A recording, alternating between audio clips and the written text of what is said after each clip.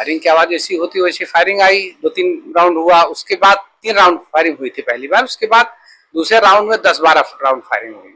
जी दोस्तों नमस्कार। जैसा कि आप सभी लोग जान रहे हैं कि कश्मीर में एक ऐसा आतंकवादियों ने वाकया कर दिया है कि जिसको हमारा देश जो है भूल नहीं पा रहा है। और इसमें 28 लोगों की तो जाने गई, लेकिन कुछ हमारे जो भाई बंधु हैं वहां से ऊपर वाले की कृपा से बच करके आए हैं। वहां का आंखों देखा हाल जो है बता रहे हैं, जिनको सुनने के बाद रूह कांप जाती है। हमारे बीच में भैया जी हैं, ये भी वहां पर गए थे। हम इनसे थोड़ा जानने का प्रयास करेंगे उस समय इन्होंने क्या मंजर देखा, अपनी आंखों से किस किस रास्ते से गुजरे और किन किन परिस्थितियों से इनकी जान बची। भैया क्या नाम है आपका? सूर्यमणि पांडे हमारा नाम है जी। मैं मुस्तफाबाद भूपत पट्टी का निवासी हूँ। 18 अप्रैल को हमारी फ्लाइट थी वहाँ जाने की और 24 को वापसी थी। हम पति पत्नी गए थे। जी। ये पहले बार आप गए थे या इसके पहले भी कई बार? हम सब बताते हैं सर। जी। हमारा ये दूसरा राउंड था। पहली बार 2011 में हम गए थे। जी।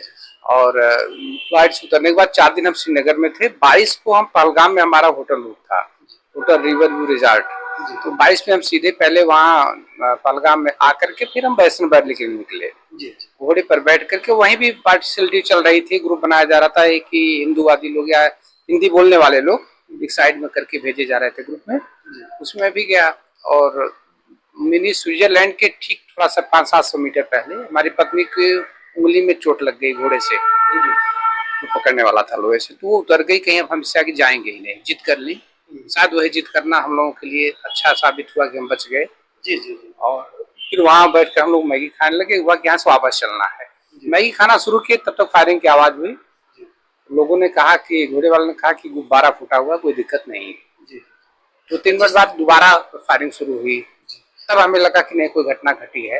आप पहले से बता रहे हैं कि वहीं से हिंदू मुस्लिम अलग किया जा रहा था, ऐसा क्या कौन लोग कर रहे थे? हिंदी भाषियों की तरफ किया जा रहा था कि ताकि अगर इनका ग्रुप हो तो अपना आपस में बात कर सके। वहाँ हिंदू मुस्लिम कोई बात नहीं। तो आपकी पत्नी को किस चीज से चोट लगती है? घोड़े से। घोड़े में वो जो पकड़ने के लिए लोहे लगा रहता है, तो उसको पकड़ी थी और लगाम था घोड़े को, उसी में रगड़ खा के चोट लगी, स्वेलिंग आ गई। जी जी। मतलब कि वही अगर चोट न लगा होता तो आप लोग भी वहीं पर होते जहाँ पर? हाँ, वही जा ही रहे थे। जी। तो फिर आवाज किस तरीके की आती पहले आप लोग का? फायरिंग की आवाज ऐसी होती वैसी फायरिंग आई। 2-3 राउंड हुआ, उसके बाद 3 राउंड फायरिंग हुई थी पहली बार, उसके बाद दूसरे राउंड में 10-12 राउंड फायरिंग हुई। जी। तब हम लोग डरे, उधर से लोग भागना शुरू किए। और कुछ जवान लड़के थे जो बिना जूते चप्पल के ही भागते चले आ रहे थे। तो वो सब बताए कि टेररिस्ट अटैक किए हैं। और तो हम लोग भी भागना शुरू किए। फिर पूछे कहीं हिंदू, पूछ करके हिंदुओं को ही केवल टारगेट कर रहे हैं, मार रहे हैं, आप लोग भागिए तुरंत। अरे पत्नी तो सिंदूर लगाई थी, बिंदी लगाई थी, तो हम लोग वहीं से भागना शुरू किए मैगी फेंक करके। फिर घोड़े वाले पीछे से आप वापस आए और दौड़ते हुए कैसे घर बैठिए इस पर खच्चर पर, हम जल्दी आपको पहुंचा दें। जी जी। जैसे आपने कहा कि हिंदू देखकर टारगेट कर रहे थे, तो जो सिंदूर बिंदी थी क्या आपकी पत्नी ने उसको मिटाना शुरू कर दिया या नहीं? ऐसा कुछ नहीं किया। घोड़े वाले ने जब बताया, हमसे कहा कि आप हाथ का कलावा काट लीजिए और पत्नी से कहे बिंदी और सिंदूर आप निकाल लीजिए, क्योंकि हो सकता है ऐसी कंडीशन में वो अटैक करें या हो सकता है और कोई हो रास्ते में मिले, तो सुरक्षा के लिए आप लोग ऐसा करिए। तो हमारा कलावा उसने ही काटा चाकू से और पत्नी ने बिंदी निकाल लिया, सिंदूर को टोपी से कवर कर लिया ताकि वो देख न सके कोई। कितनी दूरी रही होगी जो घटनास्थल था जहाँ से? 500-700 मीटर दूरी थी, सामने दिख रहा था। सामने दिख रहा था? हाँ, लेकिन इतना छोटा था कि कुछ स्पष्ट नहीं हो रहा था। जी। तो ऐसे लग रहा था कि आतंकवादी गोली से सीधा मार रहे हैं। कुछ दिख नहीं रहा, बस हल शोर मचा रहा था। लोग उधर भागे चले जा रहे थे। जो वहाँ जो हमारे और घटनास्थल के बीच में थे वही भाग जाते थे। बाकी जो वहाँ थे शायद उन लोगों को लिटा दिया आतंकवादियों ने, भाग ही नहीं पाए। उनसे हमको जानकारी मिली कि ऐसा हुआ है। फिर हम लोग भागते हुए नीचे आए। नीचे सीआरपीएफ के जवान मिले। फिर वो हमारी कार नीचे खड़ी थी, ड्राइवर था। फिर वहां से लेकर के गाड़ी ले गया सीआरपीएफ वाले, आगे गाड़ी लेकर के चले। फिर होटल हमें लेकर सुरक्षित पहुंचाए और बताया कि होटल से आप लोग निकलिएगा मत और सीआरपीएफ आपके साथ है। 28 लोगों की जान गई, उसमें से क्या कोई ऐसा भी था जो आपसे जान पहचान रहा हो या आपके साथ चल रहा हो, आगे चला गया रहा हो? नहीं, ऐसा कोई नहीं था उसमें। वहाँ संख्या क्या रही होगी हिंदू और मुस्लिम में, क्या मतलब संख्या रही होगी जहाँ से भागे हैं? वो हिंदू मुस्लिम समझना मुश्किल था, अपनी जान बचाना। वहाँ रास्ते में सब जूते चप्पल गिरे थे, किसी टोपी गिरी थी, कोई पानी का बाटल गिरा था, लोग गिरते पड़ते भाग रहे थे, सब अपनी जान बचा रहे थे। उसमें हम लोग हिंदू मुस्लिम कहाँ देख पाते। जी, उसमें मन में क्या, उसमें जब ये हुआ कि लोगों ने अटैक कर दिया आतंकवादियों ने, उस समय मन में क्या चल रहा था, क्या बातें आ रही थी? बस बातें यही आ रही थी कि बड़ा अच्छा हुआ, पत्नी ने मुझसे लड़ाई झगड़ा कर लिया, कहा हम नहीं जाएंगे, जिद कर ली कि इससे आगे नहीं जाएंगे। 2 बार तो हो चुके हैं, क्या जरूरत है, देख तो चुके हैं मिनी स्विट्जरलैंड। अगर हम चले गए पूरी जिद उन्होंने कर ली कि आगे नहीं जाना है। हाँ, फिर जीत करके घोड़े वाले ने बहुत प्रयास किया, कहा सर 1500 रुपए पर पॉइंट तय है आप लोगों का, एक पॉइंट छूटेगा मेरा 1500 नुकसान हो। बहुत कोशिश कर रहा था, बहुत दबाव डाला कि हम स्प्रे मार दे रहे हैं, आपकी चोट लगी जो, लेकिन हम सारा इलाज कर दे रहे हैं, लेकिन तुम चलो, मतलब उसको अपना था कि हमारा रोजी हमारा रोजी रोटी हो। तो वो ले जाने का प्रयास किया, लेकिन ईश्वर कृपा थी कि हम लोग नहीं गए और बच के वहां से वापस आ गए। फिर रात में हमें रुकना ही था पहलगाम में ही, डर तो बहुत था, पहलगाम रुकना नहीं चाहते थे, लेकिन हमारा वहाँ होटल बुक था ऑलरेडी पैकेज में, तो रात में वहाँ रुके और फिर सुबह पता करवाए पहले कि रास्ता कैसा है, कोई दिक्कत तो नहीं। सीआरपीएफ से इनको जानकारी मिली, लोग बताए कि नहीं गाड़ियाँ चल रही हैं, आप श्रीनगर जाइए। फिर श्रीनगर गए और 23 को वहाँ हम हाउस बोट में थे, 24 को हमारी फ्लाइट थी श्रीनगर से, 11:35 पे फिर हम बाबतपुर आए। जहाँ पर आप लोग थे तो वहाँ पर क्या सुरक्षा व्यवस्था थी कि नहीं? कोई सिपाही था, ना सीआरपीएफ जवान थे, कोई भी सुरक्षा नहीं थी। और वही ने गुलमर्ग छोड़ करके जितने भी जगह वहाँ पर हैं, ये पहलगाम है, इसका पहलगाम तो मान लीजिए है, उसके ऊपर जो कश्मीर वैली है, मिनी स्विट्जरलैंड है, दोनों बहुत खूबसूरत हैं, लोग जाते हैं।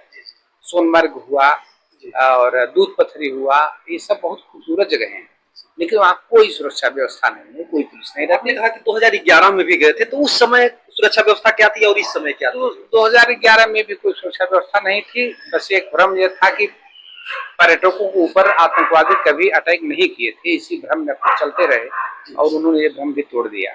वहाँ पर मतलब ऐसा हादसा कभी पहले हुआ नहीं? कभी नहीं, किसी टूरिस्ट को कभी, लोग बताते हैं वहाँ के, और कि कभी किसी टूरिस्ट को टारगेट करता, क्योंकि उनकी रोजी रोटी भी तो वही है, उसी में चलते नहीं। जिससे वहाँ से बच निकलने के बाद फिर पत्नी आपसे क्या बातें करते हैं कि फिर हम लोग कभी जाएंगे या भविष्य में नहीं जाएंगे, कुछ ऐसी? रात भर रोती रही और बड़े सोई नहीं, हम लोग भी नहीं सो पाए कि अगर हम लोग वहाँ थोड़ा सा आगे चले गए तो पता नहीं जिंदा बचते कि नहीं बचते। और दहशत, बहुत भय का माहौल था और सारे परिवार के लोग इधर, दोस्त मित्र सब फोन करके हालचाल ले रहे थे। सीआरपीएफ में हमारे परिचित भी थे, रिलेटिव थे, उनसे बात हुई, आप चिंता न करिए, आपको सुरक्षित लाया जाएगा, परेशान मत होइए। तो थोड़ा सा ढाढ़स बना, नहीं तो हम लोग लग रहा था कि शायद हम लोग बचेंगे कि नहीं। एक जो बात आती है सामने कि हिंदू पूछ करके मार रहे थे आतंकवादी, ये मतलब क्या संदेश जा रहा है, ये लोग मतलब क्या करना है? उसी में कुछ मुसलमान भाई थे जो जान भी बचा रहे थे, एक कोई घोड़े वाला था, उनकी बंदूकें छीन रहा था आतंकवादियों से, वो भी तो मुसलमान था। एक मुसलमान भाई 11 लोगों की जान बचाए, जो हिंदू हिंदू करके मार रहे हैं, इसका क्या मकसद हो सकता है? अब आतंकवादियों मकसद क्या है, या तो वही जान दो, ये सीधा सा मकसद है कि हिंदू को मारना है, मुसलमान को नहीं मारना है। तो जो मुसलमान बचा रहे थे या सहयोग कर रहे थे, वो लोकल मुसलमान थे, उनकी रोजी रोटी टूरिस्टों से जुड़ी हुई है, उनको नहीं बचाएंगे उनकी रोजी रोटी जाएगी। मजबूरी है उनको बचाना, तो सेव करने की कोशिश कर रहे थे। इंसानियत भी तो हो सकती है कि इंसानियत की वजह से भी ऐसा कर रहे हैं। अब ये हम कैसे बता दें कि इंसानियत है कि नहीं, इसके बारे में हमको टिप्पणी नहीं कर पाए। और एक बात ये भी आती है कि लोग कलमा पढ़वा रहे थे, तो आप वहीं पर थे तो आपको पता चल गया कि 28 लोगों की जान चली गई? नहीं, वहाँ नहीं पता, केवल अटैक का पता चला। फिर नीचे आया सीआरपीएफ, देखा हमने घेरा, तो हमें लगा कुछ बड़ी घटना हुई, सब तुरंत गाड़ी में बैठा के होटल भेजे। फिर होटल में आकर हमें टीवी चलाया, तो रास्ते में ही उसमें सर्च किया, चूंकि मैं अधिवक्ता और पत्रकार दोनों हूँ, तो चैनल हमने खोला, देखा उसमें अपना कि क्या है, तो न्यूज आ रहा था कि 28-27 लोग। कश्मीर में एक बहुत बड़ा सवाल ये होता है कि इतना समय आतंकवादियों को कैसे मिल गया? को नाम पूछते हैं, कलमा पढ़वाते हैं, और कोई भाई था कलमा भी पढ़ दिया, इसके बाद उसकी पैंट भी उतरवा देखते हैं। ये अगर ऐसा हुआ है तो सीधी सी बात, जब वहाँ फोर्स नहीं है, कोई सुविधा नहीं है, सुरक्षा नहीं है, पहाड़ है, जंगल है, वहीं से उनको आना है। तो जब कोई सुरक्षा ही नहीं है, उनको कोई अटैक का है, जवाब का कोई डर नहीं है ना, जवाबी फायरिंग कोई डर तो है नहीं है। हमारे पास कोई असलाह नहीं था कि हम लड़ते, असलाह होता तो हम भी बढ़ते, लड़ते, मारते। तो जब हमारे पास असलाह है नहीं, कोई असलाहदारी सुरक्षा कर्मी है नहीं, तो निश्चिंत है, चाहे जितना देर चाहे उतना देर करें, क्या कर सकता है। कहीं कहीं से अगर देखा जाए तो जिस तरीके से वहां पर इतना खतरनाक एरिया आतंकवादियों का, तो वहां पर सुरक्षा बढ़ाई जाए, ऐसी घटना फिर वहां पर ना घटे, इसके लिए सरकार को क्या कदम उठाना चाहिए? सरकार को जितने भी पर्यटन स्थल हैं अगर उनके बजट की प्रॉब्लम हो तो सब पे टिकट लगा दें, जी लेकिन सब जगह सीआरपीएफ की सुरक्षा रखें। लोकल पुलिसकर्मी भी वहाँ बहुत विश्वसनीय नहीं है। जी जी, बहुत बड़ी बात इन्होंने बता दिया कि जो भी पर्यटक स्थल है वहां पर टिकट लगा दिया जाए, उसी पैसे से जो है वहां की सुरक्षा बढ़ा दी जाए ताकि ऐसी घटना हमारे देश में ना घटे। क्योंकि अगर देखा जाए तो इससे पूरा देश दहल गया। 28 लोगों पत्नी के सामने लोगों को शूट कर रहे थे, वो मंजर सोचने के बाद लोगों की आंखों में आंसू आ जा रहे हैं। भाई कष्ट जो पर्यटक हैं लाखों रुपया हम लोग खर्च करके आ जाते हैं एक हफ्ते में, इतना हम खर्च कर रहे हैं तो 10-5 हजार रुपया और खर्च कर देंगे, हमारी सुरक्षा रहेगी, सुरक्षित सैनिक रहें, देख रेख करें तो अच्छी बात है। सुरक्षा नहीं देंगे तो हमें तो नहीं लगता कि फिर पहलगाम की तरफ कोई जाएगा। वहां से आप लौटे हुए हैं, एक संदेश आप हमारे भारतवासियों को क्या देना चाहेंगे कि जो जिस तरीके से मोदी जी ने एक्शन लिया है कि उनके कल्पना से परे हम सजा देंगे? तो हम तो यही कहना चाहेंगे कि मोदी जी ये कल्पना से परे आप सजा जो दे रहे हैं, आप सिंधु जल समझौता कैंसिल करके कर रहे हैं, तो खून का बदला पानी से नहीं चुकाया जा सकता, खून का बदला खून से ही चुकाया जा सकता है। ये पानी वाला नीति नहीं समझ में आता। वो आक्रमण का अटैक करना पड़े, जब तक पाकिस्तान का अस्तित्व रहेगा तब तक वो आतंकवादियों को समर्थन और धन देता रहेगा और हम लोग ऐसे ही मरते रहेंगे। उन्होंने देखिए बहुत ही बड़ा संदेश दिया है कि खून का बदला पानी से नहीं चुकाया जा सकता। जो सिंधु जल समझौता है वो पानी को आने जाने दें, बल्कि जो अटैक करके खून का बदला खून लेना, खून का बदला खून होना चाहिए, जान का बदला जान होनी चाहिए। बाकी आप लोग कमेंट में बताइएगा और इसी तरीके से जो भी कुछ होगा हम दिखाने का प्रयास करेंगे। हम हमेशा चाहेंगे कि हमारा भारत देश मजबूत बने, हमारा समाज मजबूत बने, हमारे देश की किसी भी माँ बहनों का सुहाग इस तरीके से फिर ना उजड़े जिस तरीके से माँ बहनों के सामने ही पति को गोली मार दी जाती है। बाकी आप लोग कमेंट बताइएगा दोस्तों। जय हिंद, जय भारत।